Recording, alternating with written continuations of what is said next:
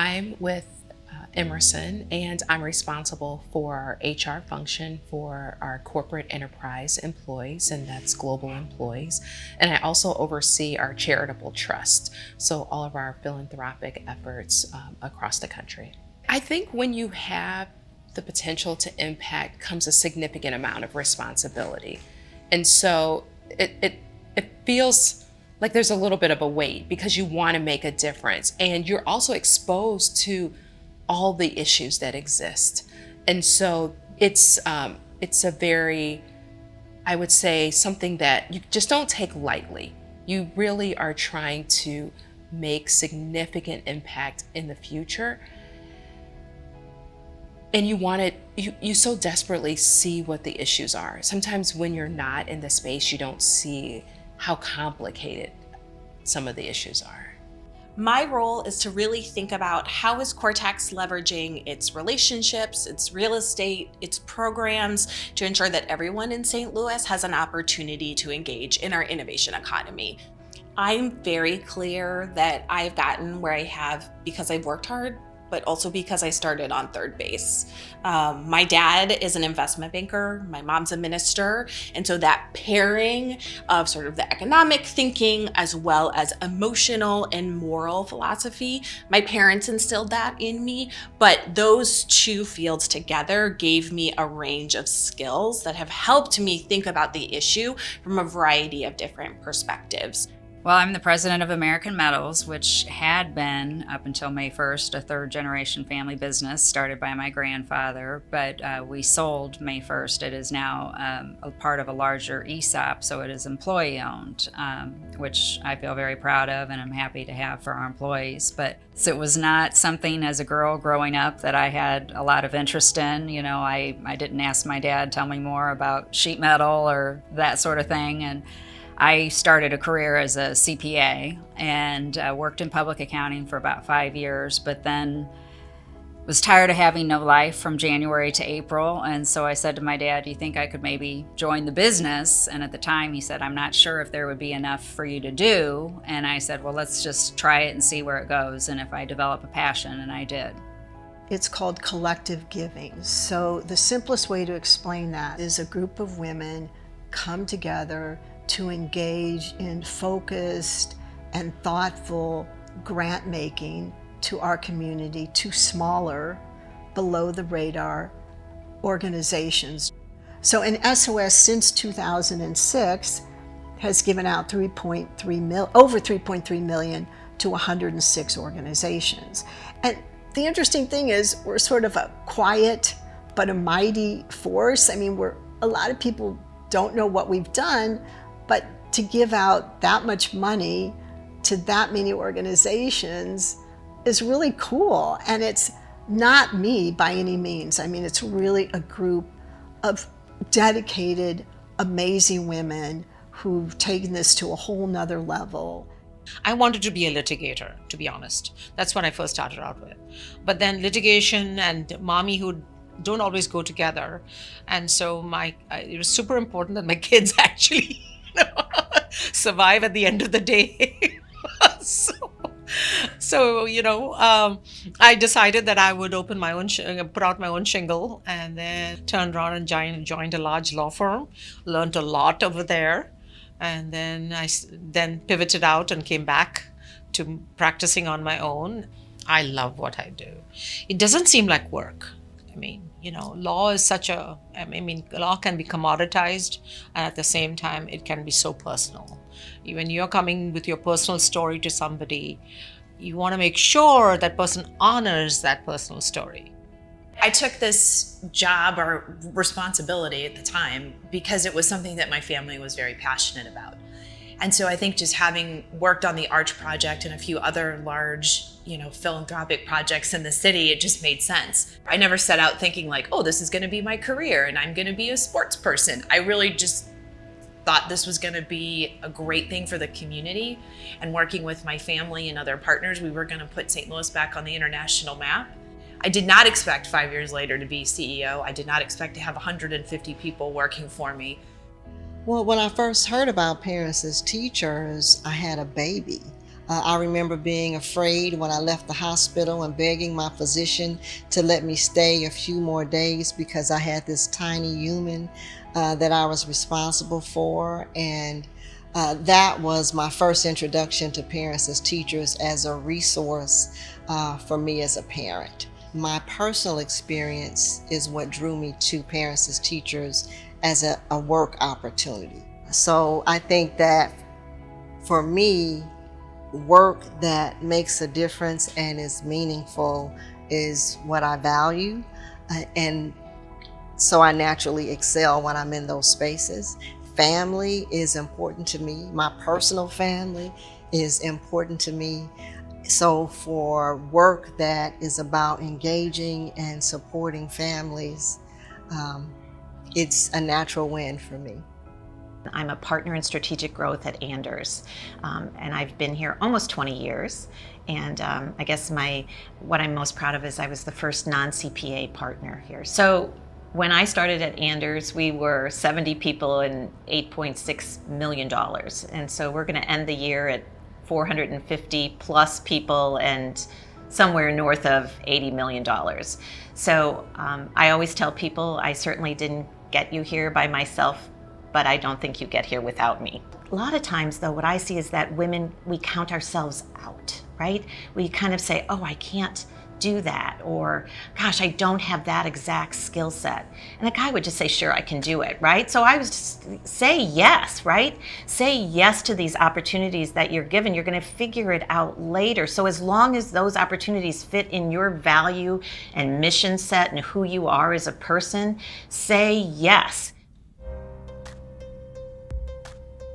One of the things that distinguishes women as leaders, I think, is our heart-forward nature. So we're not always emotional like the stereotypes, but what we are able to do is really focus on not just the business, but the people.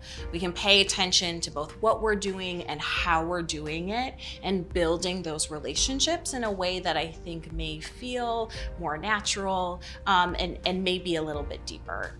Being a leader is setting the example and showing the integrity to create the culture you want to build, and then giving guidance when needed, but otherwise stepping out of the way to let people do what they need to do and get the job done.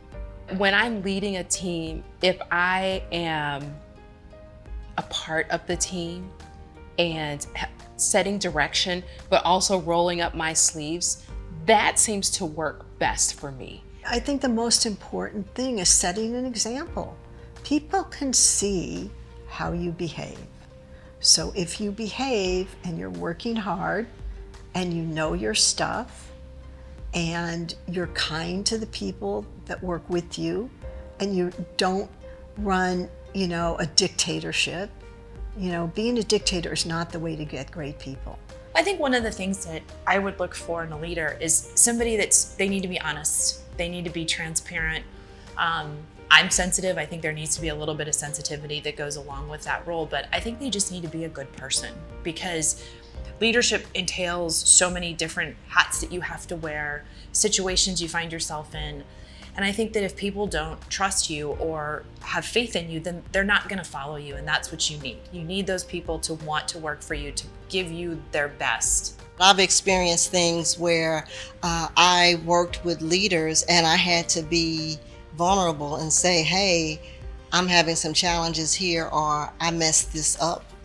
And I was open about it, and I try to be the kind of leader that can receive that same level of openness.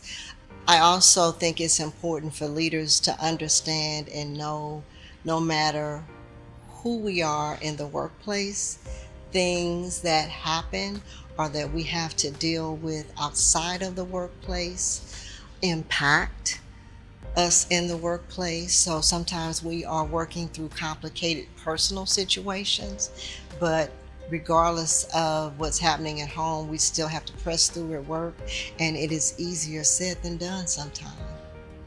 Believe in what you're doing. Think about what you're saying. Pursue the causes you believe in. Be authentic. And I know this word is thrown around a lot. I don't know another word for it. But if you are if you actually believe in something, you will come across as credible. Be credible.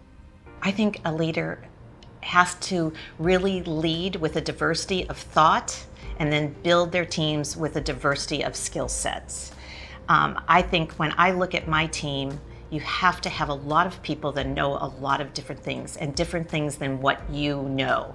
The best teams are when a leader can say, gosh, I don't know that, but I have someone who can do that. I think that when leaders pick teams that have people on them exactly like themselves, I think that weakens the team. I think when you can have a force of ideas and different skill sets, I think that's really when the magic happens.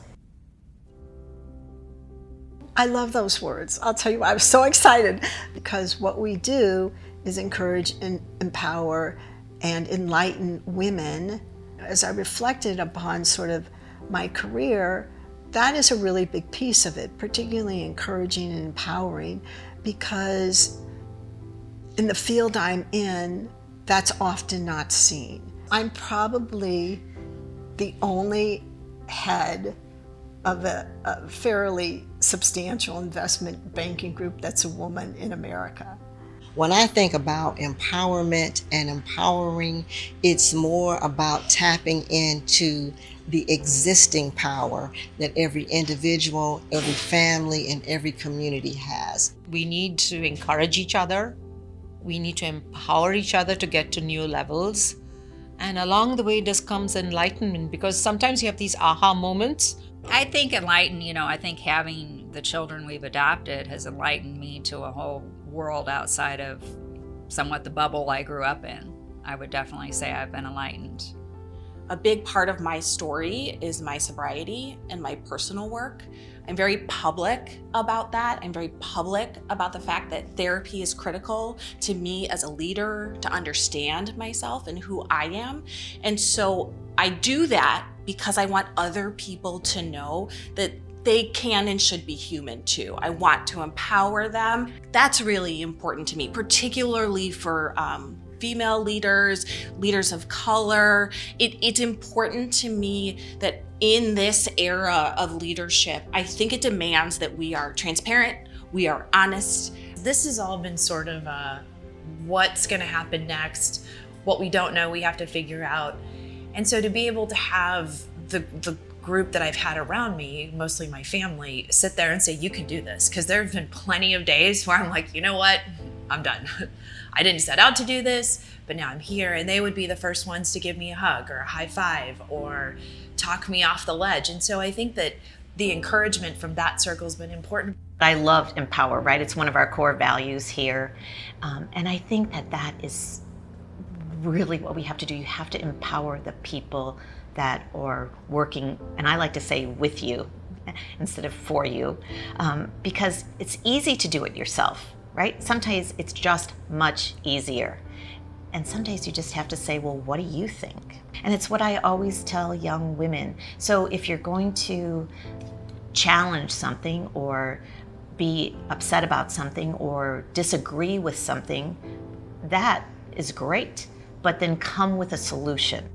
I was adopted by an American woman who was from St. Louis, an African-American woman who was a teacher for the U.S. military and found herself to be not married and single and was traveling the world and was in Ethiopia and decided to adopt children. And when I think about her, I think about empowerment. What she did empowered and changed my life and changed my family's life, all of my siblings' lives. And so it's so interesting to me if you think about how one act can propel and empower you to do really almost anything. What motivated me to start is quite different now. Now I see, especially in the last few years, other women like me. Women like me struggling to take their place in the world. I mean, by God's grace and a lot of help from a lot of people, I've been able to achieve something in my life. And I feel this huge urge to pass it on.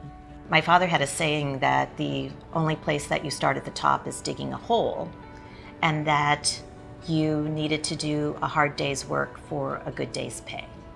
And so for a long time, I thought if I just did a really great job, that I would be recognized for that. And I think that if I was telling my younger self anything, is that when I finally realized that you have to tell them what you've done for them lately, because men would. And so I wish that I had known that much younger in my career, that I would have been more, let's just have a discussion of my achievements. But I think women have a hard time vocalizing that. I wish someone had told me that most people are making it up most of the time. I wish someone had told me about how they're afraid, the things that they worry about at night. And I wish somebody would have told me that it's okay to not want to have everything all at the same time. You really don't go thinking, oh, I'm going to help other women. You're thinking, oh my God, how am I going to figure this out? And every step of the way is, oh my God, how am I going to figure this out? But when you ask yourself that, look for a mentor. Somebody's already figured this out. Don't reinvent the wheel, please. Your learning trajectory will be much faster and much shorter if you, have a mentor. I would tell young women, think about, not worrying about the little stuff because everyone else has forgotten what you're doing. They're only interested in themselves.